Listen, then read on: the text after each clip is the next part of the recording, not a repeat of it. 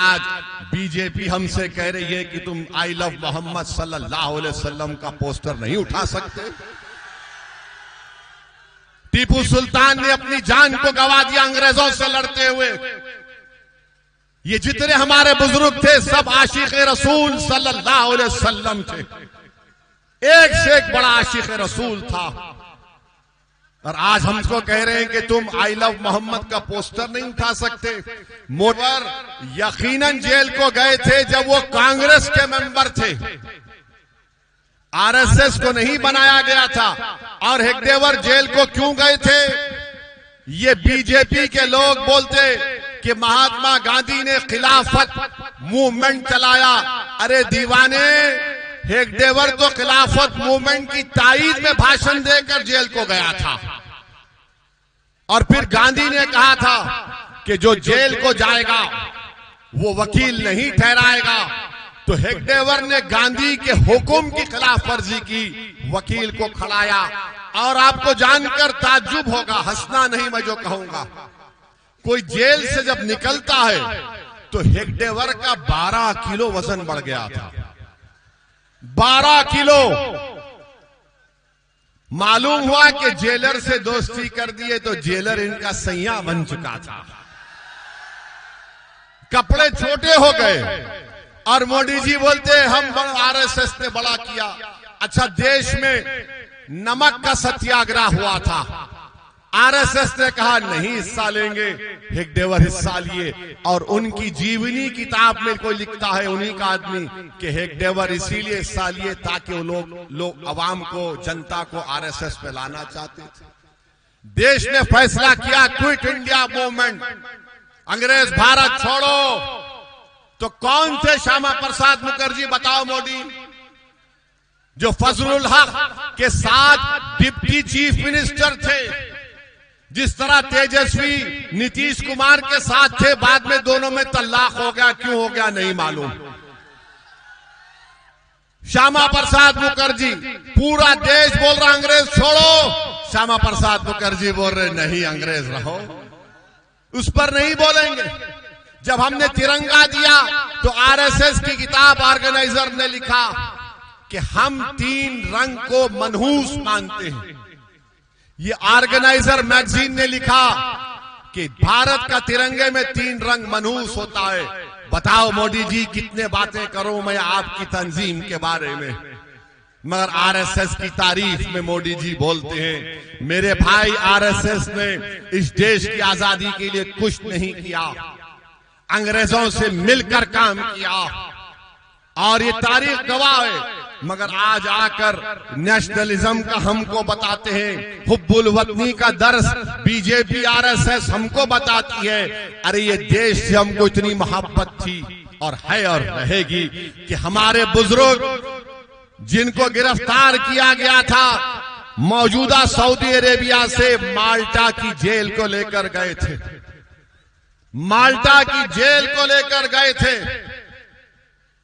और उस माल्टा की जेल में उनको रखा गया। आज भी भारत से माल्टा की कोई डायरेक्ट फ्लाइट नहीं है। कौन थे हुसैन अहमद मदनी, जो अपने शेख, अपने उस्ताद के साथ उस माल्टा की जेल में खुले मैदान में उनको रख दिया जाता था। आज भी डायरेक्ट फ्लाइट नहीं है माल्टा से। उन्होंने वहां जेल में गुजारी, मसाइब गुजारे। अरे कौन ये लोग? तुम आज हमको उंगली उठाते हो। मौलाना अबुल कलाम आजाद ने क्या किया? जौहर बरादरान ने क्या किया?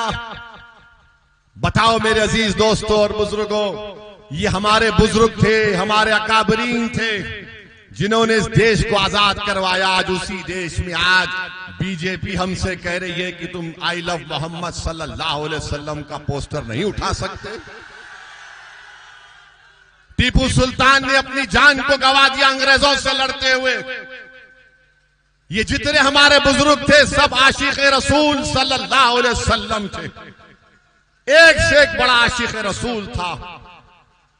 और आज हमको कह रहे हैं कि तुम आई लव मोहम्मद का पोस्टर नहीं उठा सकते। मोदी जी 2018 में आपने केरला के एक आर्टिस्ट के पोस्टर की तारीफ की थी, वो तारीफ सही थी। और आज हम हमारे रसूल, हमारे नबी का पोस्टर उठाते हैं खाली, उसमें कोई संविधान के खिलाफ बात नहीं है, उसमें कोई हिंसा की बात नहीं। वो तो मेरा अकीदा है, वो तो मेरा दीन है। जो भारत के संविधान की दफा 25 और 19 मुझे इस बात की इजाजत देता, मेरा फंडामेंटल राइट है। और उत्तर प्रदेश में जहां पर बीजेपी की सरकार है, गरीबों ने अपने घर पर कागज पर लिखकर लगाया, तो जालिम हुकूमत ने उन दीवारों से उस पोस्टर को निकलवा दिया। अरे याद रखो, सोवियत यूनियन था जिसने मदरसों को बंद कर दिया। दुनिया ने देख लिया कि सोवियत यूनियन खत्म हो गया, मदरसे आज भी आबाद हैं। तुम आज वो पोस्टर निकालकर समझ रहे हो कि हमारे दिलों से, हमारे वजूद से, हमारी सोच और फिक्र से हमारे रसूल की मोहब्बत कम हो जाएगी? नहीं होगी। ना भारत से मोहब्बत कम होगी, ना मोहम्मद सल्लल्लाहु अलैहि वसल्लम से मोहब्बत कम होगी। दुनिया खत्म हो जाएगी मगर मोहम्मद सल्लल्लाहु अलैहि वसल्लम का नाम रहेगा।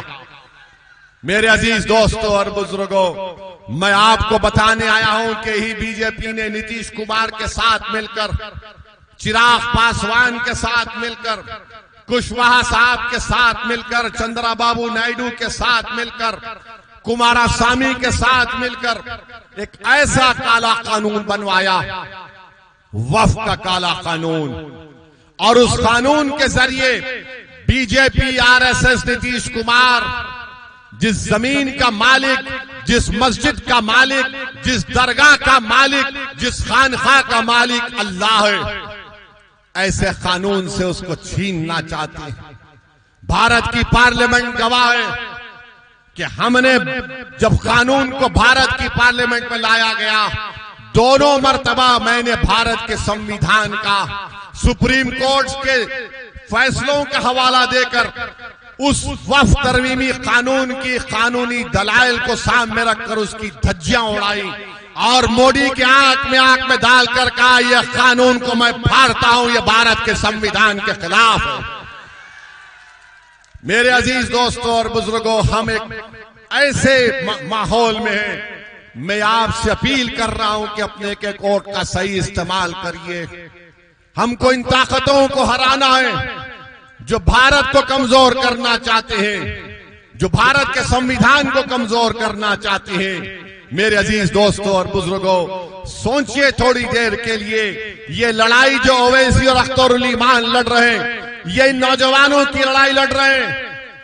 बिहार में करीब 60% आबादी 25 साल से कम उम्र नौजवानों की है। आप इनके चेहरों को देखकर वोट डालो, इनके मुस्तकबिल को सामने रखकर वोट डालो। बुजुर्गों, आपने अपनी जवानी बर्बाद कर दी इन जालिमों के पीछे, मगर अपने बच्चों की जवानी को बचा कर रखो ताकि हम एक ताकतवर कौम बनकर उभरे मुस्तकबिल में। हमको इन ताकतों को हराना है जो भारत को कमजोर करना चाहते हैं, जो भारत के संविधान को कमजोर करना चाहते हैं। मेरे अजीज दोस्तों और बुजुर्गों, सोचिए थोड़ी देर के लिए, ये लड़ाई जो ओवैसी और अख्तरुल ईमान लड़ रहे हैं, ये इन नौजवानों की लड़ाई लड़ रहे हैं। बिहार में करीब 60% आबादी 25 साल से कम उम्र नौजवानों की है। आप इनके चेहरों को देखकर वोट डालो, इनके मुस्तकबिल को सामने रखकर वोट डालो। बुजुर्गों, आपने अपनी जवानी बर्बाद कर दी इन जालिमों के पीछे, मगर अपने बच्चों की जवानी को बचा कर रखो ताकि हम एक ताकतवर कौम बनकर उभरे मुस्तकबिल में।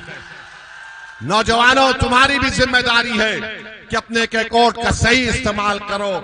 मंजलिस के परचम और मंजलिस के पतंग छाप पर बटन दबाओ ताकि इन लोगों को मालूम हो जाए कि आप एक तब्दीली लाना चाहते हैं मिथिलांचल में, आप एक सियासी लीडरशिप यहां पर बनाना चाहते हैं। आप बनाएंगे अपनी लीडरशिप को, आप बनाएंगे अपनी लीडरशिप को। क्या आप पतंग छाप पर वोट देंगे इंशाअल्लाह? तो अल्लाह हम तमाम की नियतों के मुताबिक कामयाबी दे। बहुत बहुत शुक्रिया। अस्सलाम वालेकुम।